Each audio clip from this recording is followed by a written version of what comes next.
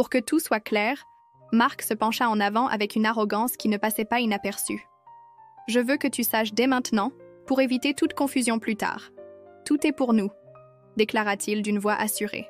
Ces mots me frappèrent comme un coup de poing au ventre, et soudain, le gratin de pâte maison que ma mère, Sophie, préparait toujours pour me faire rentrer, me parut aussi lourd que du plomb. Pendant un court instant, la salle à manger se vida de tout bruit, à l'exception du murmure lointain du trafic sur une grande avenue de Paris. Mon cœur battait la chamade tandis que je regardais Léa et Antoine, mes frères et sœurs jumelés plus jeunes, assis autour de la grande table en chêne. Tous deux arboraient un sourire narquois, leurs yeux brillants de fierté. « Comment ça, tout ?» balbutiai-je, la voix tremblante malgré mes efforts pour rester calme. « Exactement, c'est ce que j'ai dit », répondit Marc. « Claire, ta mère et moi avons décidé de finaliser notre testament et nous voulions que tu l'entendes directement de notre part. La maison, l'appartement dans le centre, tout ira à Léa et à Antoine. » Je me tournai vers mon père, Jean, espérant percevoir ne serait-ce qu'un signe de doute ou comprendre s'il s'agissait d'une mauvaise blague, mais il gardait le regard baissé, fixant les couverts sans jamais me regarder. Le silence, qui s'ensuivit, parut durer une éternité avant qu'il ne prenne enfin la parole d'un ton calme et posé. « Claire, il faut que tu comprennes notre raisonnement, » me dit-il en joignant lentement ses mains. « Tu as accompli tant de choses par toi-même. Marie et moi sommes extrêmement fiers de ta carrière et de ton succès. Léa et Antoine, quant à eux, ont encore du mal à trouver leur voie. Ils ont besoin de plus de soutien. » Je clignai rapidement des yeux, luttant pour retenir les larmes. Pendant des années, j'avais assumé en silence les charges financières de la famille, croyant que c'était mon devoir en tant qu'aîné. J'ai payé les mensualités de la maison, les frais de scolarité incessants de Léa, les caprices et dépenses extravagantes d'Antoine, tout cela sans jamais me plaindre. Et apparemment, rien de tout cela n'avait d'importance pour eux. Mon cœur se serra en voyant l'expression impassible de mes parents. Leurs visages se durcirent à mon égard. C'était une trahison plus douloureuse que je n'aurais jamais pu imaginer. Alors c'est ça, ma récompense pour avoir passé ces 4 dernières années à contribuer au paiement de l'hypothèque, demandai-je d'une voix basse mais ferme, en rappelant même les coûts de la rénovation de l'appartement, pour lequel j'avais investi 3 000 € l'été dernier. Vous me laissez sans rien, simplement parce que j'ai réussi... Marie soupira théâtralement et secoua la tête. C'est justement pour cela que nous ne voulions pas t'en parler plus tôt, dit-elle. Tu réduis toujours tout à l'argent, Claire. Pour toi, la famille n'a jamais vraiment compté. Mon visage s'enflamma de colère et mes poings se crispèrent sous la table.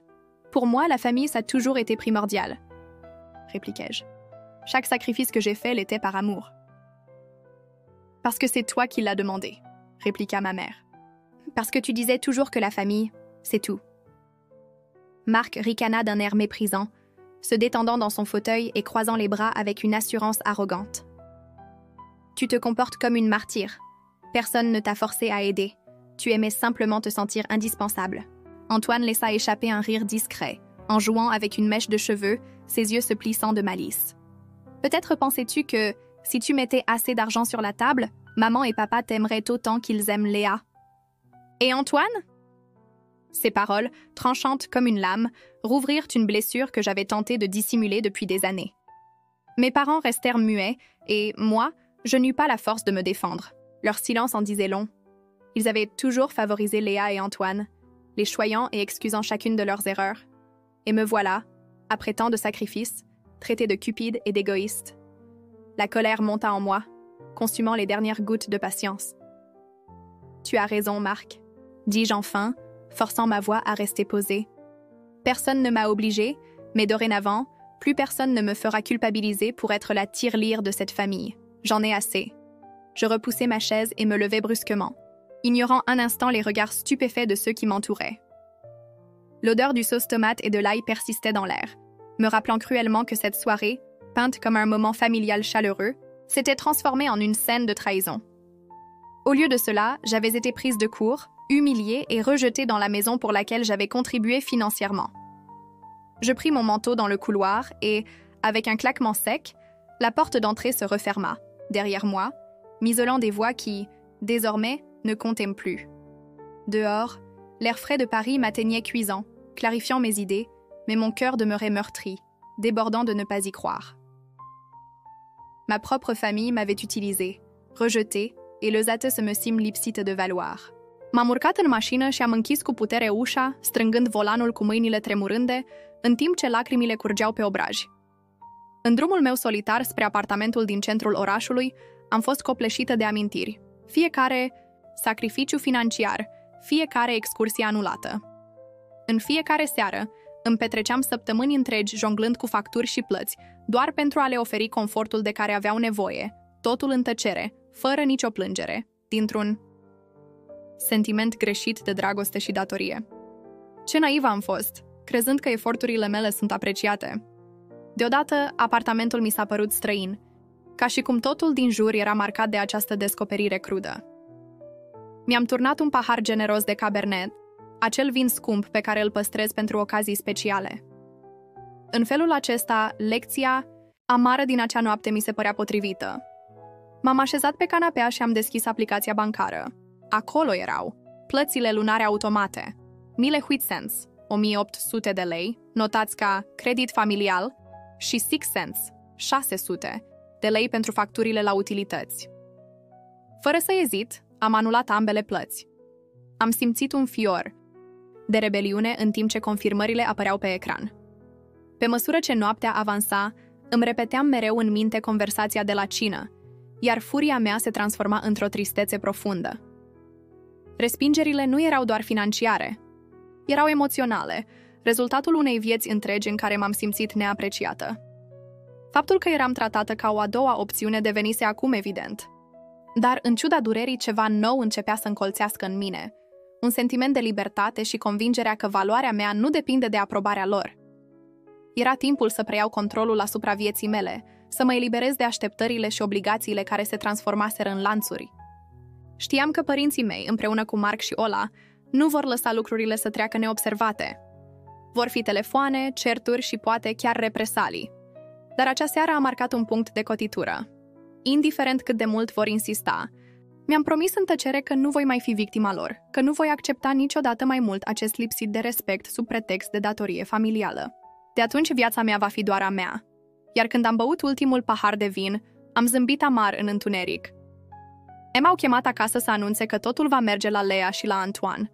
Dar, într-un mod întors pe sus, mi-au oferit ceva mult mai valoros în acea noapte, libertatea. Nu am putut dormi acea noapte. Stând în apartamentul meu, privind tavanul întunecat, mintea mea era blocată într-o buclă nesfârșită de neîncredere, durere și furie. Afară, luminile orașului clipociseră prin draperii, indiferente la furtuna interioară. De fiecare dată când îmi închideam ochii, retrăiam acele momente umilitoare de la masă, zâmbetul încrezător al lui Mark, privirile pline de dispreț ale fraților mei și, cel mai grav, tăcerea înghețată a părinților mei. Această tăcere mă rănea mai mult decât orice cuvânt aspru ar fi putut. La răsărit, mă simțeam epuizată, fără puterea de a mai plânge. M-am ridicat cu greu din pat, mi-am preparat o cafea tare și m-am așezat la masa din bucătărie. Televiziunea difuza știri în fundal, dar abia reușeam să mă concentrez. În schimb, amintirile mă copleșeau. Mă întrebam dacă eram cu adevărat o persoană orbă sau dacă pur și simplu alegeam să ignor semnele, sperând cu disperare că familia mea m-ar prețui pentru mai mult decât sprijinul financiar pe care îl ofer. Dintr-o dată, telefonul meu a început să vibreze pe masă. Era mama. Am simțit un nod în stomac și am lăsat apelul să meargă direct la mesageria vocală, nefiind pregătită să-i ascult vocea. Deja? M-am gândit. După un minut a apărut o notificare de mesaj vocal. L-am ascultat. Claire, s'il te plaît, arrête d'être si dramatique, spunea ea, tonul ei combinând exasperația cu reproșul. Rappelle-moi. Tu sais bien qu'une famille ne se comporte pas ainsi. Amras amar. Famille. Acest cuvânt era instrumentul ei preferat de manipulare emoțională. Pentru ea, la familie ne compte que lorsqu'elle lui servait ses propres intérêts. Am șters mesajul și am pus telefonul deoparte, hotărâtă să nu mă las zdrobită de aceste cereri emoționale. În zilele următoare, apelurile nu au încetat. Mai întâi a sunat mama, apoi tatăl, iar în curând Mark și Ola s-au alternat cu predici condescendente și implorări sarcastice. Niciunul dintre acele mesaje nu transmitea vreo urmă de regret, doar o iritare tot mai mare din cauza tăierii surselor financiare. În cele din urmă, după o convorbire deosebit de amară din partea Olei, i-am blocat pe toți. Pentru prima dată de ani de zile, am simțit o pace fragilă, deși umbrită de o durere constantă. Neștiind dacă acest sentiment va dispărea vreodată, m-am cufundat în muncă pentru a mă distrage. Firma DuPont & Fils lansase un nou proiect, un complexe medical moderne à Lyon, qui nécessitait toute mon attention. Réunions, plans et visites chez les clients, des choses que je faisais avec facilité autrefois, sont devenues une échappatoire désespérée face à la réalité qui m'attendait en dehors du bureau. J'ai commencé à travailler des heures supplémentaires, à accepter des déplacements imprévus, tout pour retarder l'affrontement avec la solitude de mes soirées silencieuses. 3 semaines se sont écoulées sans aucun contact familial, et j'ai commencé à espérer qu'ils avaient enfin accepté ma décision. Mais au fond de moi, je savais que rien ne serait aussi simple. Un vendredi après-midi, j'ai reçu un message qui m'a glacé le sang. Réunion familiale ce soir. Claire, tu as le devoir d'être présente. Mon cœur s'est emballé en lisant ces mots, mélangeant incrédulité et indignation. Je ne leur devais rien. Absolument rien. Même si, quelque part en moi, une fausse lueur d'espoir de réconciliation persistait. Ce n'était pas pour moi. Avant même de pouvoir réfléchir davantage, j'ai répondu d'un seul mot. D'accord. Arriver chez mes parents cette soirée-là m'a semblé irréel. La moto tape à l'œil de Marc et la voiture bleu vif d'Ola étaient déjà là, garées côte à côte, comme des symboles de privilège. J'avais un nœud dans l'estomac en m'approchant de la porte, qui autrefois était mon refuge et qui maintenant ressemblait à la forteresse d'un ennemi. Ma mère, Sophie, a ouvert la porte avec un sourire forcé, peinant à dissimuler son agacement. « Claire, je suis contente que tu sois venue », a-t-elle dit en me conduisant à l'intérieur de la maison que j'appelais autrefois chez moi. Tante Isabelle est là aussi. Tante Isabelle, toujours discrète, était assise dans un coin du salon, les yeux pleins de compassion, mais aussi de prudence. Sa présence m'a surprise. Elle se mêlait rarement des conflits familiaux. Je me suis assise à ses côtés, le cœur battant, tandis que mes frères et sœurs entrèrent dans la pièce avec des regards de désapprobation. Mon père, Jean, a raclé sa gorge et a commencé. « Nous avons convoqué cette réunion pour clarifier les choses. Claire, ta mère et moi pensions que tu comprendrais, mais nous nous sommes trompés. » J'ai réprimé une réplique acerbe, serrant les poings de frustration. « Tu vois, ils t'ont complètement mise de côté, malgré tout ce que j'ai fait pour vous, chaque mensualité payée pour le crédit, chaque frais de scolarité réglé, » ai-je dit d'une voix tremblante. « Et maintenant, vous attendez que j'accepte cela sans protester ?» Sophie a levé les yeux et a ajouté « Tu as aidé, certes, mais c'était toujours ton devoir en tant qu'aîné. » Lucas et Antoine ont besoin de stabilité. Ce n'est pas de ta faute si tu as choisi le travail plutôt que la famille, a poursuivi mon père. J'ai laissé échapper un rire amer.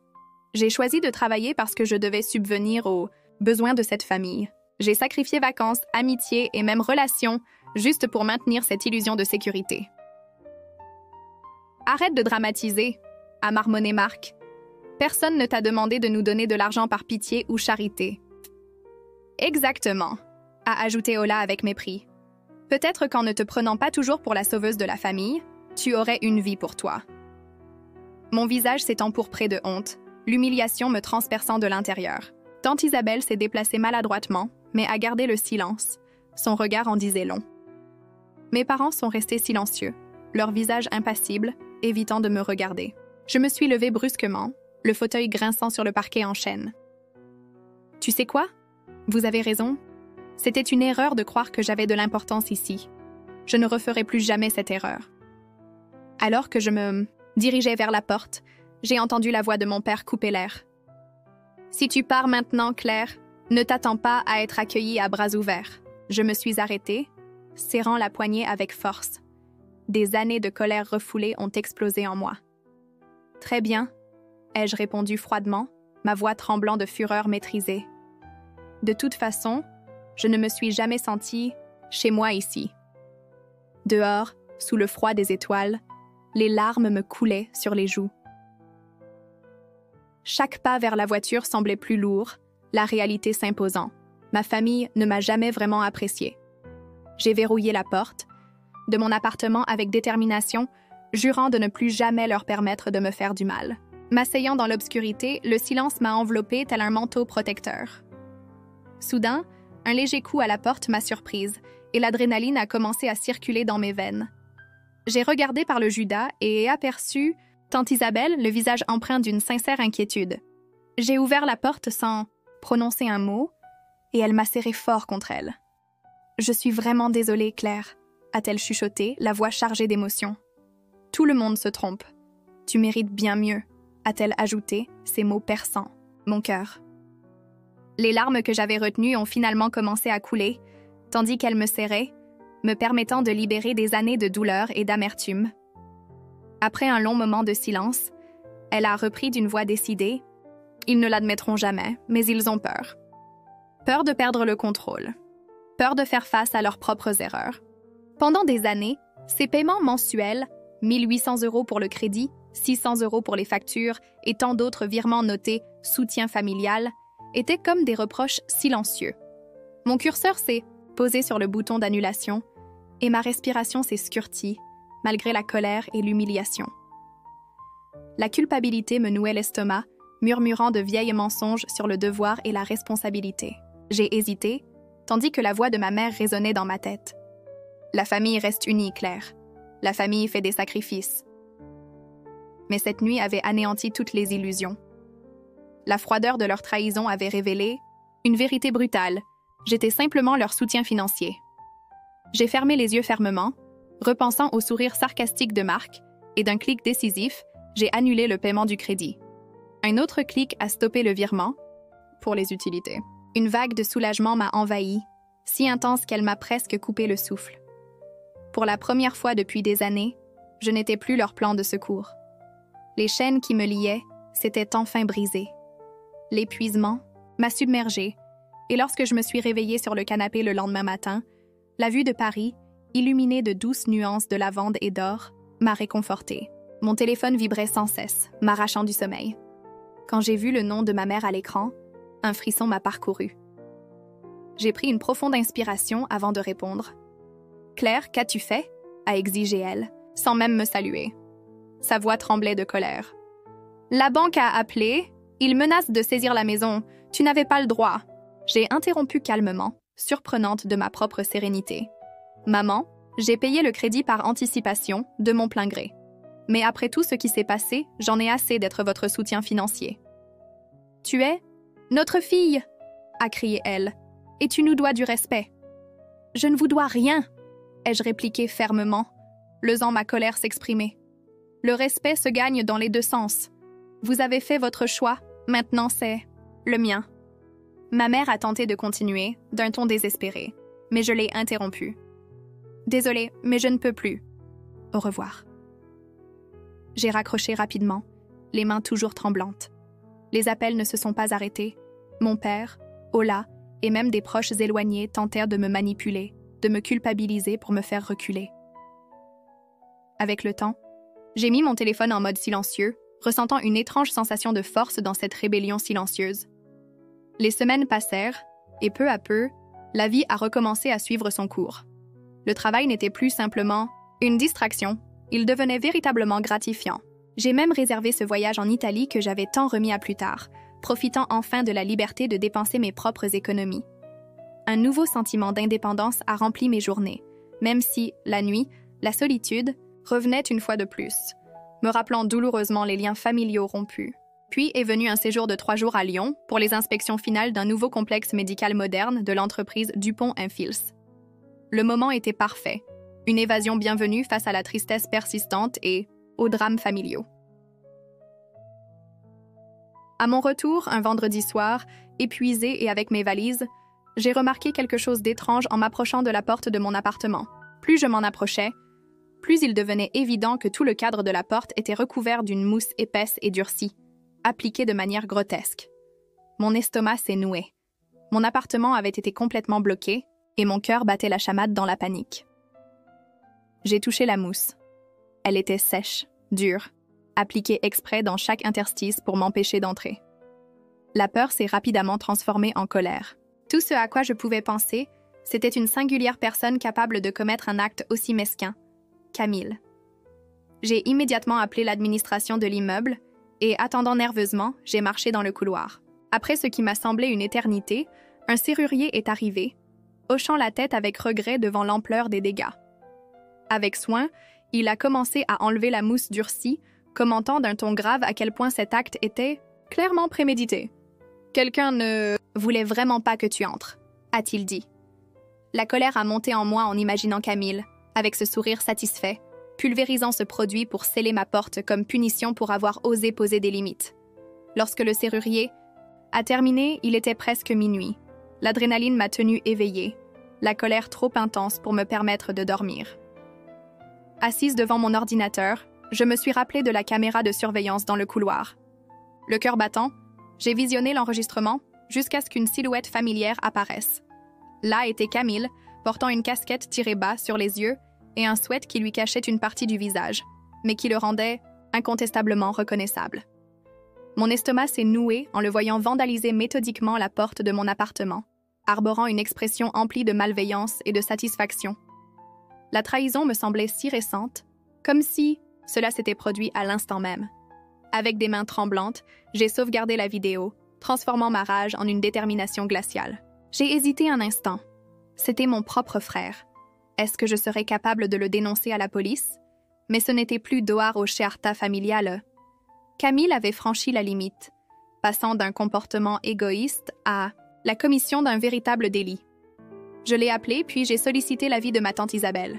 « Claire » a-t-elle dit d'une voix douce mais ferme, « si tu ne tiens pas Camille responsable maintenant, il n'apprendra jamais. Le protéger n'est pas de l'amour, c'est l'encourager. » Ces paroles m'ont insufflé la force nécessaire. Le lendemain, j'ai déposé une plainte auprès de la police et remis la vidéo comme preuve. La réaction de la famille a été immédiate. Une avalanche de messages vocaux furieux m'a traité de vindicative, sans cœur, de traîtresse.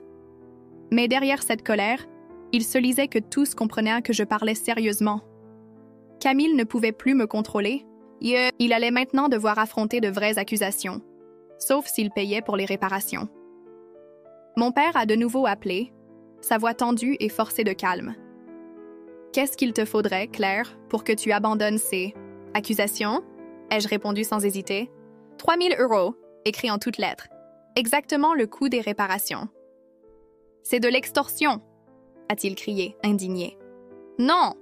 ai-je répliqué froidement, surprenant même moi-même par la fermeté de ma voix. « Camille a vandalisé ma maison. Soit il paie, soit il affronte les conséquences. » Il a raccroché brusquement. Le lendemain matin, un virement de exactement 3 000 € est apparu sur mon compte, identifié comme paiement final.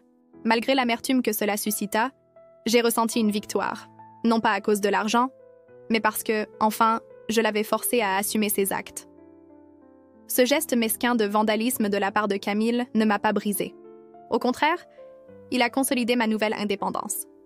Libérée de leurs exigences égoïstes, j'ai commencé à reconstruire ma vie selon mes propres termes. Seule, devant la porte réparée de mon appartement, j'ai pris une profonde inspiration et savouré l'amertume douce de cette victoire.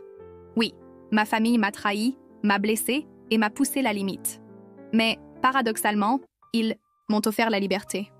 Maintenant, enfin, je pouvais vivre pour moi-même. Après l'incident de Camille, le silence au sein de la famille fut presque assourdissant.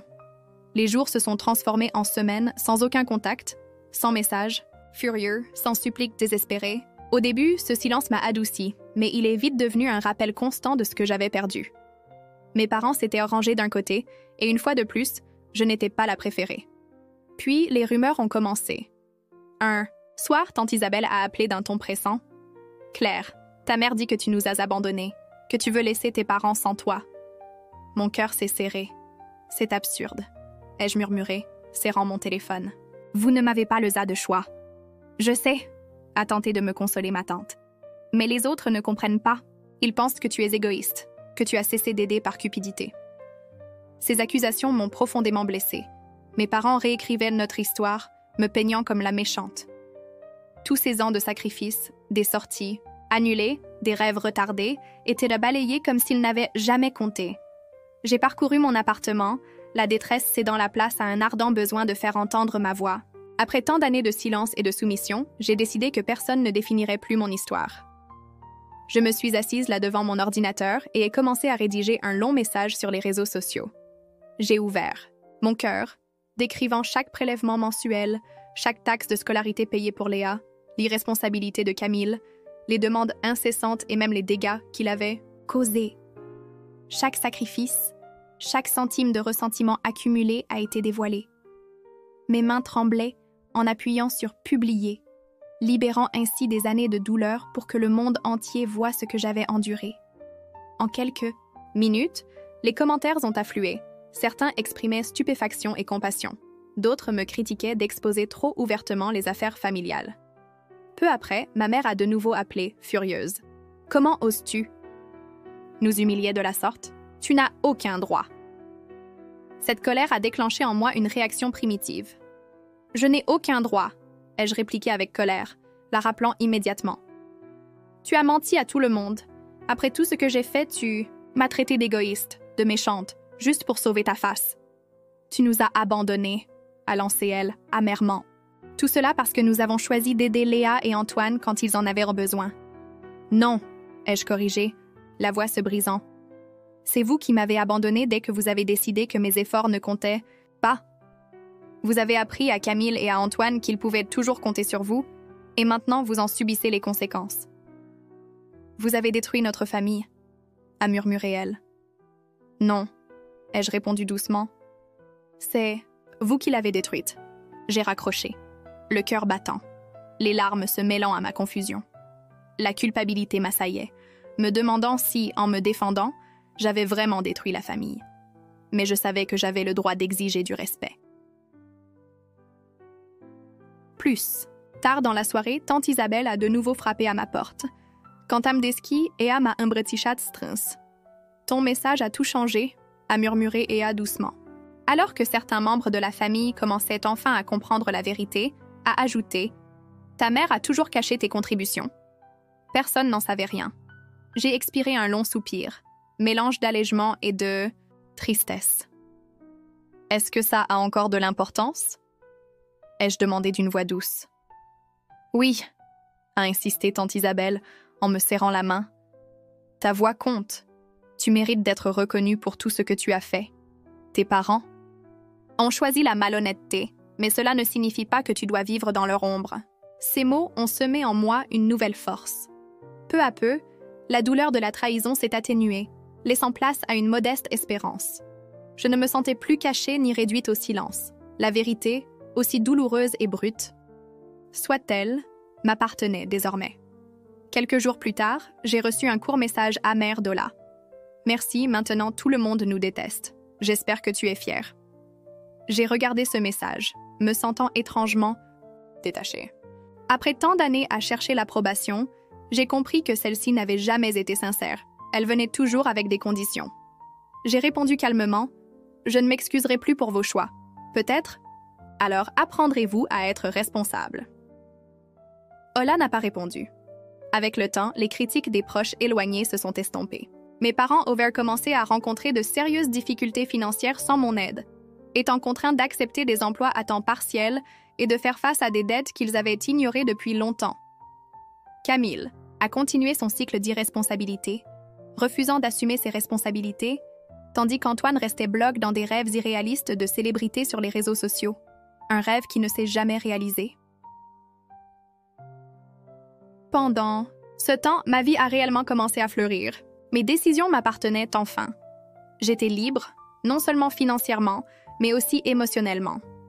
J'ai affronté la dure réalité, supporté la trahison de ma famille et découvert une force que je n'aurais jamais imaginé posséder.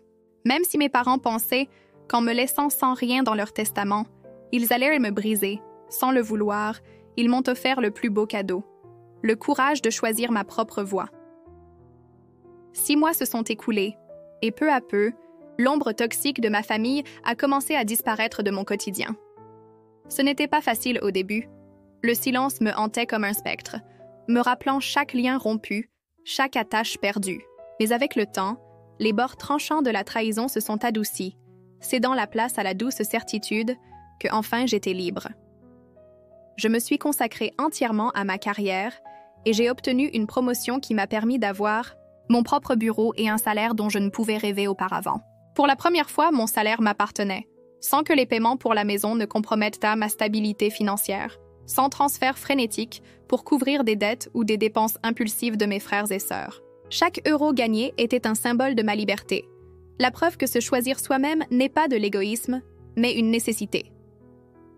Grâce à cette nouvelle indépendance financière, j'ai réservé un séjour de 2 semaines en Italie, un projet peiné d'être reporté pour enfin profiter de la liberté de dépenser mon propre argent. Debout sur un balcon, regardant l'horizon doré de Florence au coucher du soleil, j'ai ressenti une telle sensation de libération que j'en ai presque pleuré de joie, une félicité sans contrainte ni remords. De retour chez moi, j'ai rejoint un groupe de passionnés de randonnée et enfin j'ai retrouvé les week-ends, que je perdais autrefois à cause des drames familiaux. Lors d'une de ces escapades, j'ai rencontré un jeune homme nommé Julien, dont le sourire chaleureux et la conversation sincère m'ont aidé à panser les blessures qui me faisaient encore mal. Son soutien discret m'a fait comprendre que je méritais un amour inconditionnel. Les mois ont passé dans une relative tranquillité, jusqu'à ce qu'une froide nuit de novembre, quelqu'un frappe inopinément à ma porte. Lorsque j'ai ouvert, j'ai vu ma tante Isabelle, vêtue de son pull favori et tenant 2 tasses de café fumant. Sans dire un mot, elle s'est approchée et m'a serré fort dans ses bras. « Je suis tellement fière de toi, Claire », a-t-elle murmuré, les yeux embués de larmes. « Tu mérites tout le bonheur du monde », a-t-elle ajouté doucement. « Tes parents continuent de te blâmer, mais ils ne changeront jamais, Claire. Toi, tu as grandi et tu as choisi ta voie. Voilà ce qu'est la véritable audace. » J'ai avoué, la voix tremblante. « Je pense encore à eux, non pas parce que je regrette de les avoir quittés, mais parce que ça fait mal de savoir qu'ils ne m'ont jamais aimé comme je les aimais. » Ma tante Isabelle a serré ma main tendrement. Parfois, la famille ne se définit pas par le sang, mais par ceux qui voient réellement ta valeur. Ces mots ont comblé le vide peinant que je ressentais, pendant que nous partagions histoire et rire jusque tard dans la nuit. C'est alors que j'ai compris, une bonne fois pour toutes, la famille ne se limite pas aux liens de sang, mais inclut ceux qui prennent soin de toi et te respectent. Dans les semaines qui suivirent, des rumeurs commencèrent à circuler parmi des parents éloignés, peignant un tableau sombre de la situation de mes parents. Ma mère, Marie, travaillait le matin dans un café, le visage marqué par la fatigue, tandis que mon père, Jean, avait accepté un poste exigeant physiquement dans un magasin d'outils, travaillant bien au-delà de ce qui était raisonnable. Marc avait quitté un autre emploi, refusant toujours de prendre ses responsabilités, et Ola restait prisonnière d'un rêve irréaliste de devenir une star des réseaux sociaux, un rêve qui ne se réalisait jamais. Au lieu de me laisser submerger par la tristesse ou la rancœur, j'ai décidé de rassembler quelques amis proches pour célébrer l'amitié et la liberté. Ma tante Isabelle était présente, souriante et complice, me voyant adopter une vie que je n'aurais jamais osé imaginer. Lorsque la soirée s'est terminée et que les invités sont partis, je suis restée seule, regardant les lumières de la ville illuminer Paris. La douleur de la trahison persistait encore, caressant mon âme telle une cicatrice qui se dissipe, lentement, mais cette même douleur m'avait forgée en une personne plus forte, capable de reconnaître ma propre valeur. Mes parents ont tenté de me punir en m'excluant de leur testament, mais, sans le vouloir, ils m'ont offert le plus précieux des cadeaux, ma liberté. Finalement, leur rejet s'est avéré être ma plus grande libération. Ils ont tout légué à Léa et à Antoine, mais m'ont donné l'opportunité de choisir ma propre voie. Qu'est-ce que tu ferais à ma place? Continuerais-tu à soutenir ta famille au détriment de ton propre bonheur, ou t'éloignerais-tu, même si cela signifiait les perdre pour toujours? J'aimerais vraiment connaître ton avis.